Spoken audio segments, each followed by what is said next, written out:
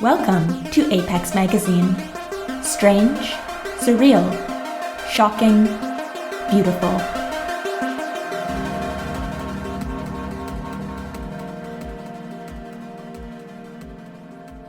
Hello and welcome to the Apex Magazine podcast.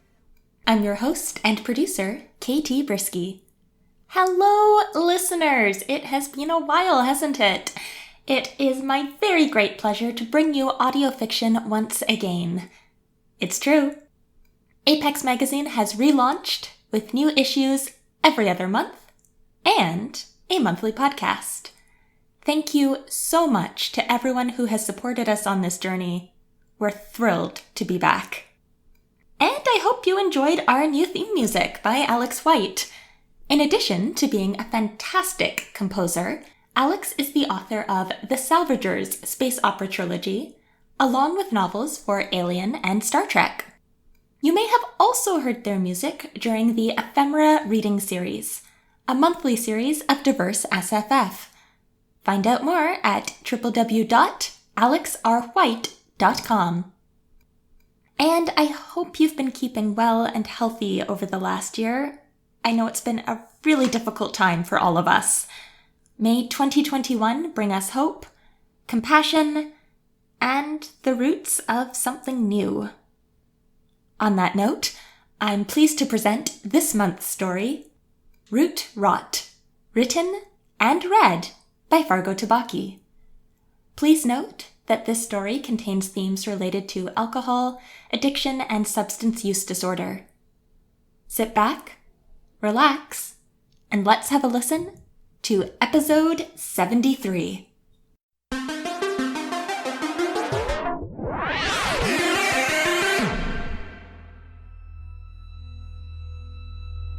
Root Rot by Fargo Tbakhi.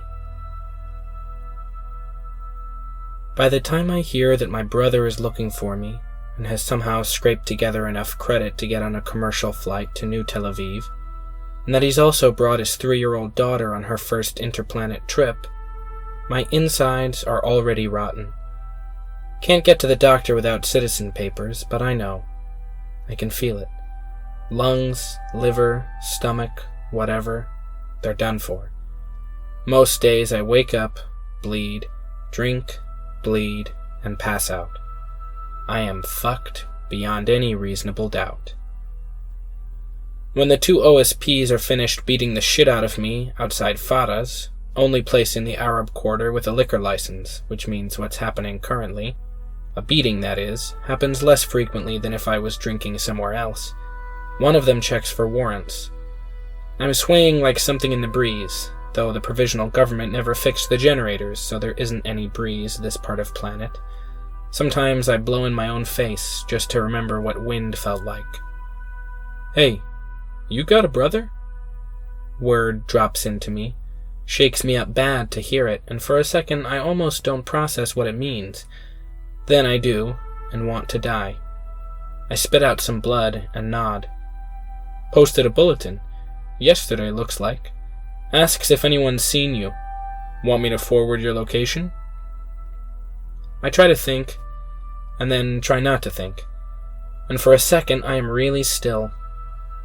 And then that second is one of the worst things I felt in years. So I stay quiet and make a gesture like I'm going to hit the OSPs, and they start in again. And, later, when they've gone and I get feeling back in my body and start to register the pain, I go back inside, and then I pray, and then I don't look at anybody, and then I drink until I pass out. When I start wishing I was dead, I know it's morning. I spend a few minutes trying to work out where I am. Still at Farah's, maybe. In prison, maybe. In the street, probably. As long as I'm not at the house. Take a few minutes and press at my body, feet, stomach, throat, eyeballs, thighs. Feel like crying, but don't. My fingers are crusted with blood, and I think one might be broken. For a second, I think the blood might be dirt. That red Mars soil. And I get confused and think maybe I've still got a job. Maybe it's years ago and I've just been dreaming all of this pain. And maybe I'm still handsome and unbroken. Maybe Fada and I are still in love, and I can still make something grow. I can still get my fingers in the dirt and hear it, and then I shift slightly and get a bomb's worth of pain from my ribs, and my vision blurs blue, and when it clears I know the soil is blood. I know where I am, and who, and why. I turn over and make myself puke, and it's that familiar yellow color with a little bit of blood threading through it, like embroidery. Try and see my face in it, but can't. I'm sure if I could, I'd look worse than dead. Skin pale and covered in bruises, my hair falling out, a few teeth gone in the back, and I swear I'm getting shorter too. Maybe if I just lay here for a while, nothing will happen, and then I can start drinking again. Get up. Maybe not. Guess I'm at Fada's. He kicks me in the ribs and cusses me out until I sit up. Hi, I say. Voice sounds like a bad engine, and I know my breath is probably toxic. I'm struck by the hugeness of how unwantable I am. Fada used to think I was pretty when I was clean. I used to think so too. Well, nothing's inevitable but change, and skyscrapers, as they say. Fada just standing there and his arms are folded across his chest. I want to lick it, like some wounded animal. Him or me, I don't know, but there's some combination of animal and wound. Hi, I say again. You can't come back in here. When Fada and I were together, we used to draw on each other's chests, little maps, plots of land we wanted to live on, spots on Mars we'd go and build our freedom. He would laugh, and then when things got bad, he wouldn't laugh so much. But the ones I drew on his chest were so real to me. I never laughed. I'm okay, I just need to rest today. I'll be okay, I won't come back tonight, I'll go somewhere else and cool off and come back tomorrow. You can't come back in here. Ever. Really detailed mine were, with all the land sectioned off into what types of plants I was going to have. And then I'd get so excited to tell him how I'd figured what they needed from Mars' soil, and sun and air, and he would listen and smile, or listen and look so sad when things changed, and I did too. Okay. You haven't paid your tab in months, and when you get in fights outside, it's bad for business. Off-world settlement Palmach fuckers are over here constantly for you, and no one wants to deal with that. Fada was the one who was waiting for me outside Ansar 6 when I got out, but I didn't know what to say, and neither did he, so we didn't. And he took me back to the bar and poured when I asked, and that's it. And that's where we've been since. It's bad for business, and it's bad for me. They'll take the liquor license and maybe my papers too. And I don't want to ever look at you again. I sit there like a puddle and try not to think. If I keep my eyes focused on the puke, I won't let what's happening in. It'll stay out, so I can move and breathe some. I stare at the little thread of blood in the bile, and in the corner of my eye I see Fada start to go, and the desperation in me rears up. Fathi's here, I say. He stops, and I can see he's being really careful with what's on his face, blank like a stone wall. He's looking for me. OSPs told me last night. Please don't do this. Maybe you should see him. Don't want to see him. Please. I love you. Fuck you. Okay. You owe me too much for that. Just too much. Okay. We both shut up. And I know that we might not ever stop shutting up now. That we might be shut and closed forever and no openness ever coming back. Every day there are moments like this, when whatever might have been waiting for me in the future just goes away. I can feel it just burning up. I wish I could stop drinking. No, I don't. I wish I'd never come to this planet. No, I don't. I'm going to code the bar's door against your breath until you settle the tab. Maybe Fathi can help you, I don't know. I don't think I can anymore. If I ever could. I'm sorry. Yes, I do. Please, I can't pay. I don't have anything left. Fada and I touching the dirt before this was New Tel Aviv, when it was still new. holding seeds, playing with gravity and dreaming of freedom, kissing. The way I could make him laugh like the sun was out and we could photosynthesize. You could always sell it. You know somebody in the city will pay good money. It.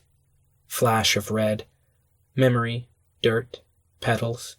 Whatever. Don't have it. Confiscated. All gone, I lie. Fada shakes his head, really tired seeming. Looks like he's going to say something, maybe argue, push me to do what I should, but he doesn't. I think I'm glad about that, but I'm not really sure. It's a long time before he talks again. Either pay your debts, or don't come in here again. Okay, I say. He reaches out and puts his fingers on my knee, and I remember how much he used to like touching it, how he liked to feel where it had been broken and reset. We hold still like that for too long. So I say, can I have one more drink? Just to get me going? For today? For a second his face looks like it's got something like pity on it, and for that I'm grateful. It's all I ever want. I get out, and sun hits me like a missile, and if anyone outside is looking at me with any kind of anything on their face, I don't know it. I can't see anything at all. Getting to the other side of the Arab quarter means going through the New Tel Aviv Settlement Civic Center, but I really don't have a choice if I want to get some cash and keep drinking. If I had better papers and hadn't been in prison, I could drink somewhere anonymous and illegal, and maybe fade away, but oh well. Walking to the delineation gate, I stop by the dried-out water tanker, left over from when we were still trying to fully terraform the quarter, when any of us thought this could be home, to visit the cat. She came up on the second or third rocket from somebody's alleyway in Khalil, and when things were good, she was adored, and we joked about making her mayor. Then we all got fucked, and she did too. Once the settlements got on the Mars train and surrounded what we had, we were all panicking and trying to stay free, and in the panic nobody took her with them. Now she's forgotten like me. Like all of us, I guess, but me especially, I like to think. I check on her when I'm sober enough to remember. I crouch, eye the underside of the tanker. She's there, looking like I feel. We look at each other for a while, and eventually I reach out my hand to try and pet her. Too far back, and I'm stretching to just get a scratch, something to let her know I'm here. No luck. Oh well. Yank my hand back out and go to look at her again, but she's gone. I stay down there for a moment because it's cool and my head hurts. The space where she was, where my hand couldn't reach. Closer to the delineation gate, I find some kid selling flasks. I manage to convince her to take some synth watermelon seeds I found in my pockets for a flask of arak, which is all I can afford since nobody drinks it anymore. It does the trick, and soon I'm numb again. The thing about drinking a lot is that there's nothing meaningful about it. Just fucks you up and you're not in the world anymore. And there's no past or future really, just one foot in front of the other if you can manage that. And sometimes you can still kind of experience what's around you, only it's not as intense on a personal level. Like now, when the Araks fuzzed me up. The settlement drones flashing Hasbara holograms aren't so annoying. They're kind of like insects that aren't biting. Just something to look at, with corpse eyes. At the gate, the guard asks where I'm going and checks my papers, which are shit, obviously. I say I'm just going across to the other side of the quarter, and I'm sticking out my arm before he's even finished looking. Window opens, and the little mechanical arm comes out to stick my vein. Once they've got the leader of my blood, they approve a 15-minute pass to get through to the settlement. The blood loss and the arak have really messed me up, but I think I can manage getting the next gate into the quarter in time. They're usually pretty good about getting the blood back in once you're there, depending on the line. Though once or twice I've gotten someone else's leader. Probably healthier than whatever I've got going on. Probably might have saved my life. I don't know. The Settlement Civic Center looks the same as always. Clean and stupid. The glass looks terrible, and it never lasts. And they've ruined all the landscape work they made us do in Ansar, too. Synthetic olive trees on every fucking corner like a postcard. And the synth poppies look as sad as I knew they would. I stop and bend down to feel them, the sickly genetic smell. None of the settlers know how to grow anything real here, and none of the Palestinians have the resources, even if they did know, which they don't. Before the settlements, when this was just empty planet, it was so possible, just crammed to the brim with possible. It was going to be free, and we were going to learn the land and find God again, and all that bullshit. I believed it so deeply I left everything behind on Earth. The people who couldn't leave I cursed and tore from my heart. I was stupid, and I thought things would be different. And when the settlers followed, and they liked the wide-open planet so much they left the old land behind, they declared any flora from Earth contraband, and put me away.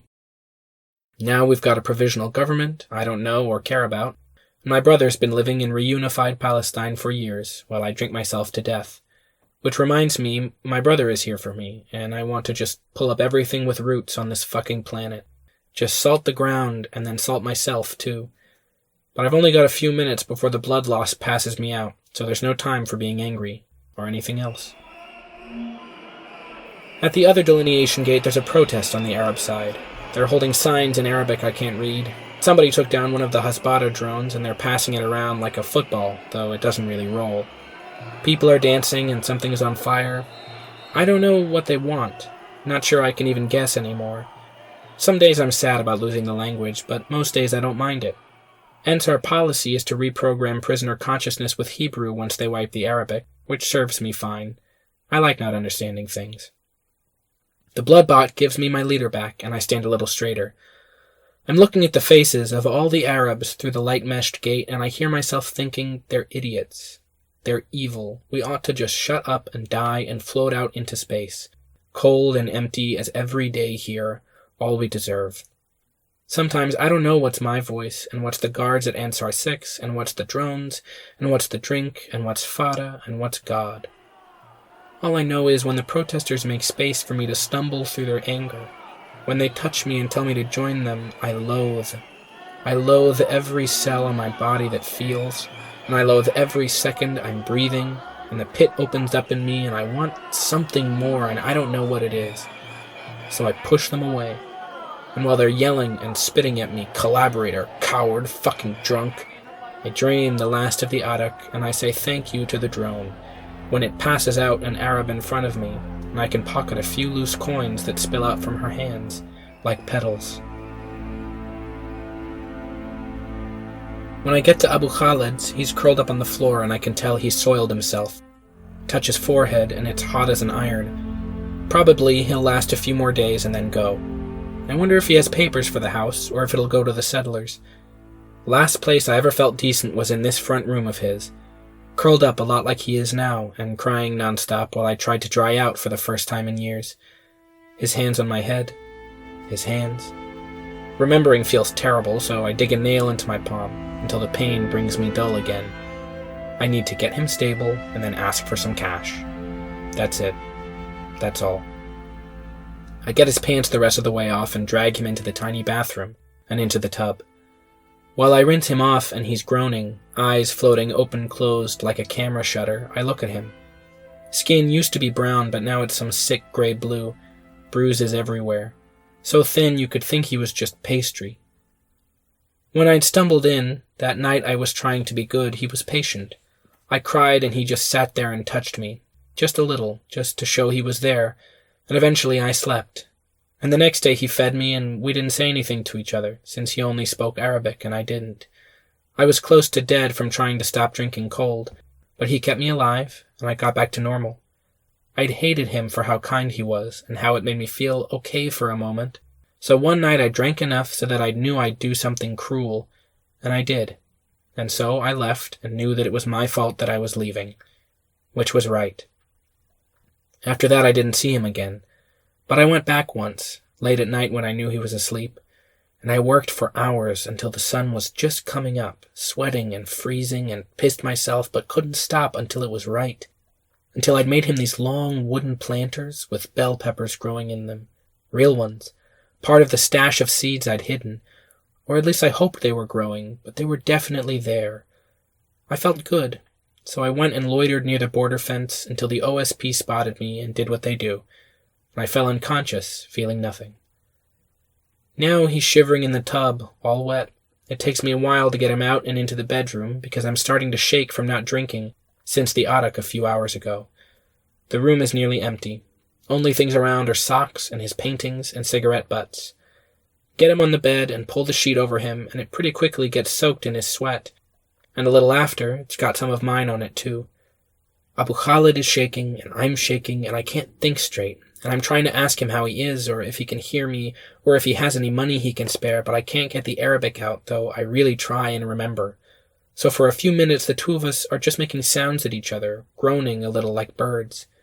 He starts to sound like he's in a lot more pain, and I don't know what to do or say, so I start crying and just touching him. His head, his neck, the soles of his feet, shoulders, stomach, just putting my hands on him the way I would put them on soil, just getting to know what it is. He starts trying to say something, and I'm listening harder than I ever have. Lo samach, he's saying, over and over, lo samach, lo samach. I don't know what he means except that his voice sounds like he needs something.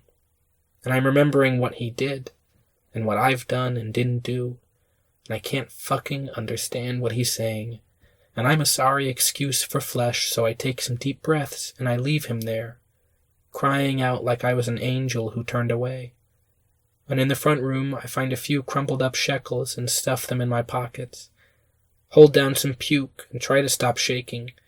Hear him still in the room saying what he's saying, needing what he's needing. And I walk out and I shut the door. And in the yard, the wooden planters are empty. Next morning, I've got a few ribs broken. Last night took Abu Khalid's money and went to a bar in the civic center. Wasn't enough money to settle my tab at Fada's, so I figured it was worth it, and besides, some settlers might beat me bad enough that I'd be passed out, until my brother's gone back to Earth. No such luck, obviously, as I'm awake now. Neighborhood drone picked me up walking toward the bar and put me on the municipal timeline. So some settlers came by, and I hit one of them kind of half-hearted, but enough to get beat. It felt all right. I actually think one of them might have served as a guard at Ansar 6, but I couldn't be sure. Passed out too quick, and besides, I can't remember much from those days. This morning the money's gone, and I still haven't had a drink, so things are pretty bad. Can't even puke. Can still feel my insides breaking down. I'm willing them on. Out of options, so I get up from the civic center street and limp through the delineation gate.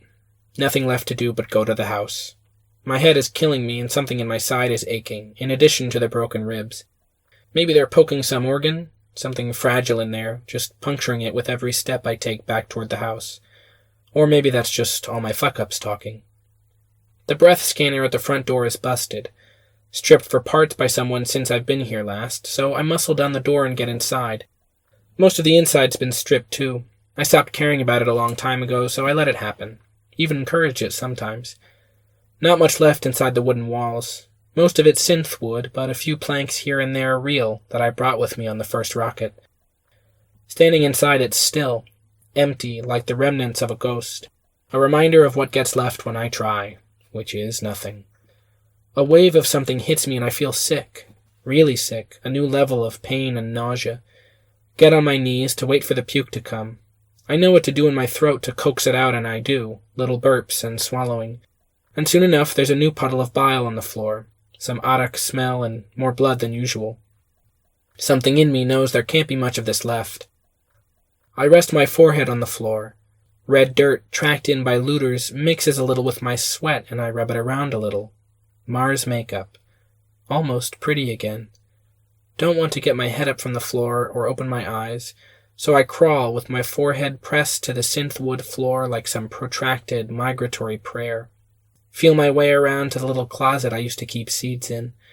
Check first for the liquor compartment. Found, broken, and emptied. I figured as much. But I reach behind and underneath and open up the second compartment. The one nobody knows about, not even Fada, when we shared this place as lovers and comrades and fools. Eyes closed, I'm fumbling around in the dark, trying to find the last part of the person I was, and then I do. I stay still for a little, and feel the blood pump in my body, and around my rotten organs, and through to my bruised and broken and reset arms, and into my fingers, and then somehow a little bit into the soil that my fingers are feeling, and through the soil into the roots of the last real poppy on Mars, the last remnant of the place I thought this planet could be. When they took me to Ansar, I'd already started drinking, already just a shadow, and welcomed the Palmach vehicles, the shackles. Fada already gone, even when he was with me, the country on Earth already unified, free. I knew I'd missed whatever a person's life could be that was good. The ship had flown. I gave up everything and let myself conceive of the life held in the imagination of Ansar 6, and that was all. But still I kept this plan. Sometimes, in that sweet spot when the drink loosens my mind but doesn't wipe it, I remember the little poppy and get wistful. Swear to myself I'll find a piece of land for my own and get things going, start over, eke out home through the sweat and the tears. And then I take another drink and it all just seems too hard, so I let go again. But here it still is, rare as all hell, almost impossible to keep alive on this planet. My last resort. My hands still stuck in the compartment, and illuminated by the artificial sunlight bulb I installed. The misters come on. Wet fingers, a little caked up blood or dirt washing off. And when the sound is done, I can hear somebody behind me in the room. I try to yank my hand out and turn around and get up off the ground all at once, and do none of them. Somehow end up hitting the ground face first. When I can open my eyes and lift up my head a little, some things swim into view. 2 pairs of feet, one big, one heartbreaking small, and I know. "Hi, Fatty," I say, trying to push up onto my hands and knees but not quite getting there. Suddenly, my arms feel like spun sugar. Nobody says anything while I keep trying to get up, scoot over to the wall and sort of push up against it to get some leverage. Eventually, I give up and stay on the ground.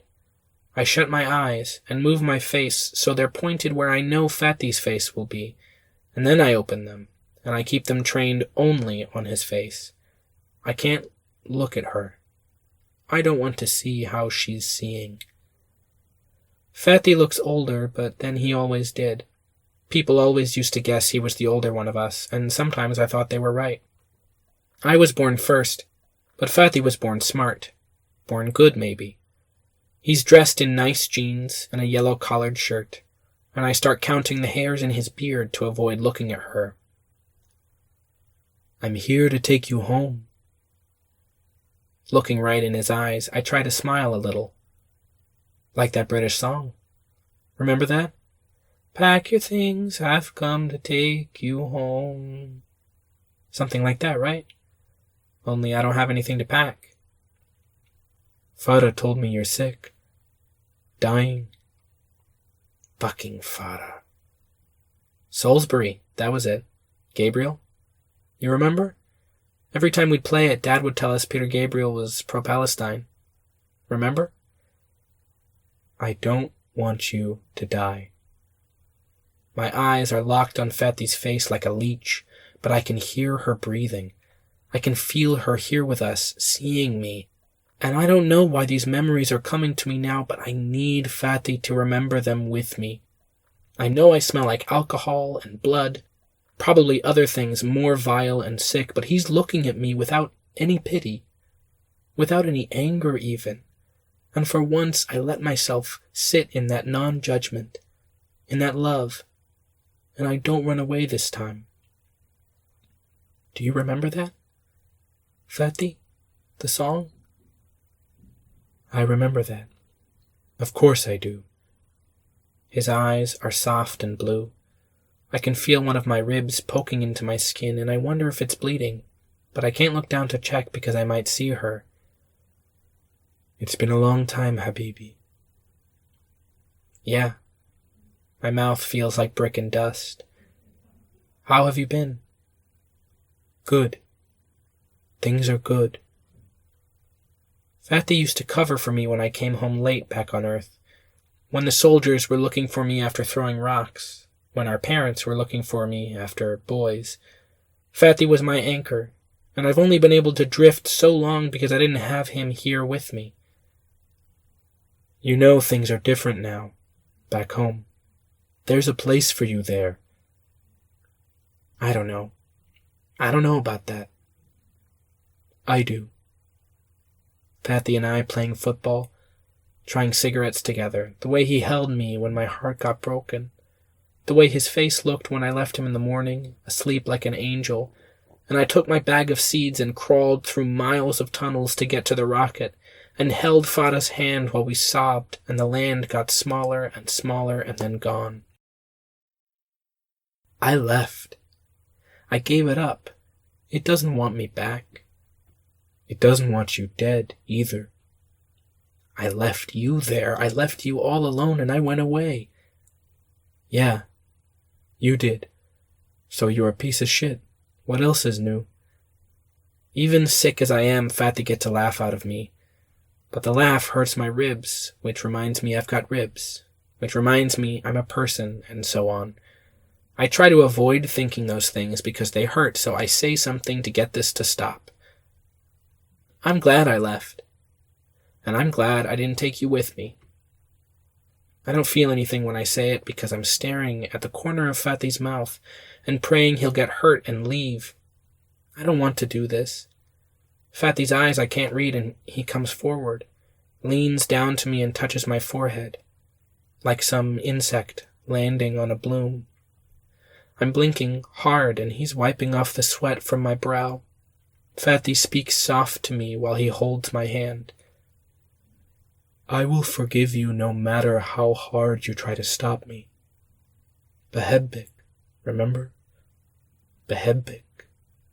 You can still come home. The Arabic doesn't process in my brain, but it does somewhere else. And I know he's telling the truth. His mouth is in that little curve it makes when he's being sincere. It used to make me annoyed that his body was bad at lying and mine was too good. I want to shake him and tell him to lie for both our sakes, for her sake. I don't have papers. They've got me on no transport. There's no point in trying. One of the port employees agreed to get you off planet. They'll get you papers and a ticket on our return flight, and you can live with us. You can come home. How much? 65,000. His words are sieving through me like water, and the drink guard's God me voice is saying, you could get that for the poppy, easy. This is it. This is the moment. This is your soil telling you to come back. This is goodness, finally coming to meet you where you are. Trying my hardest to listen, to believe that this is my voice and that it's telling the truth. I'll try to get the money. When I let myself say that, my eyes almost waver, almost drop down to meet her gaze and let her see me, but I don't. Fatty looks down at her, and then at me, and his eyes get harder, sadder.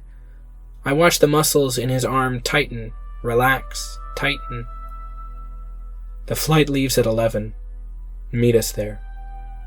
He turns to leave, tugging at his daughter's little arm so gently, just the way I used to tug at his when we were kids. Fatty? He stops and looks back. How's the soil? I say. He smiles. Lush, he says. Waiting for you. Between the three of us, Fatty and his daughter and me, something almost begins to grow. Something almost claws its way to taking hold. I close my eyes, and as they leave, the little one says, "Bye-bye." But I hear it for a moment as, "Alive." Alive.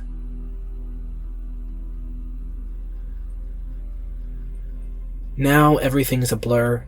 The bloodbot a blur. The still raging protest a blur. Hasbara drones projecting blurs as I get close to the import, export, and contraband office in the Civic Center. Hands obsessively going to the little package of soil and life hidden in my crotch, making sure it's still there and I didn't break it. Now the IEC guard checking my papers and getting ready to jail me. Now whispering into their ear what I have and who I need to see. Now the higher-up. Now the little room and the surveillance bots blanked for a few minutes. Now I'm taking out the poppy, and now the higher-up's eyes going wide, and now name your price. And now I hear somebody's voice saying 65,000. And now one of the times I can't hear if it's me, or God, or drink, or death, or love, but now the cash in a discreet little tote bag, and now the poppy leaving my hand, and now the last chance I had at what I'd dreamed of gone into the hands of a bureaucrat who'd sell it for more than I'd ever dared to dream. But now I don't care. I have what I came for. I know where I'm going. And all the way back through the Civic Center, it's like I'm floating, like the gravity's gone out again, though it hasn't. And I get my rotten blood back, and I keep walking, and as I walk, I'm shedding so much weight. The poppy, Ansar, the drones and the bloodbots, the IEC, the beatings and the OSP, the settlers, Abu Khaled, the protest, the quarter, hope, home, hope. And then I get where I'm going, and I'm silent as I push over the tote bag of money, and I speak in the voice of somebody too stupid and too wrong to do any different, and I want to say so many things, but instead I say, this covers the tab and then some. I'm going to sit here and drink, and I don't want you to ever try and stop me. And Fada looks at me like the way you look at something that's not there anymore, like the way you look at where a plant used to be, or a vase, or a building. And then something in his eyes changes, and he pours me something clear and unknowable, and that's the end of it. And I drink until I can barely speak, and then when I'm ready, I go to the port.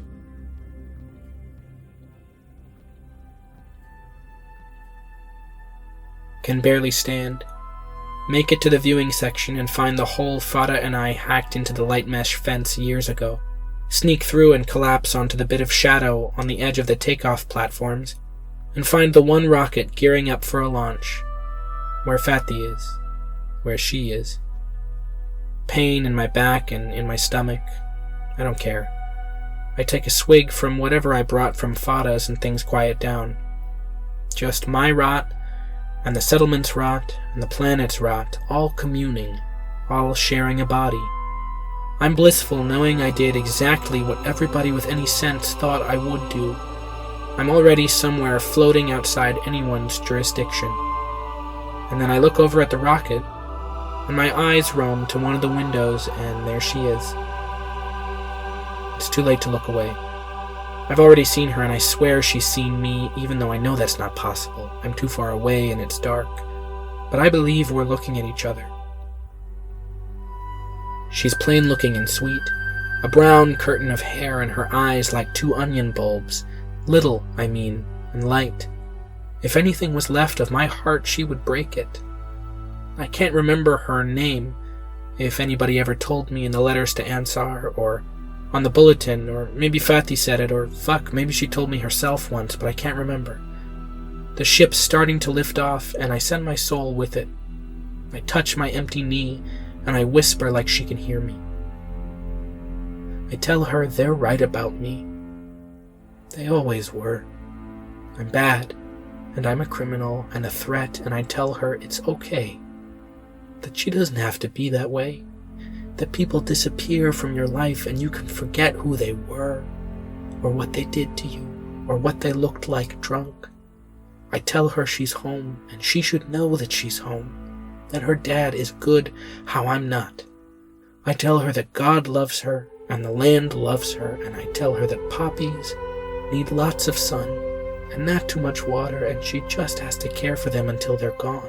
And I tell her that they self-seed so beautifully that she'll forget about them for years, and then, so suddenly, like heartbreak or hope or pain, just so fucking quick, they'll come back, and she won't even remember they were ever so far gone.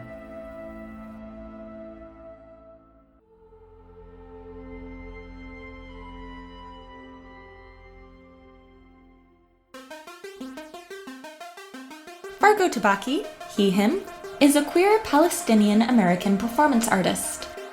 He is the winner of the 2018 Ghassan Kanafani Resistance Arts Prize, a Pushcart and Best of the Net nominee, and a Tin House Summer Workshop alum.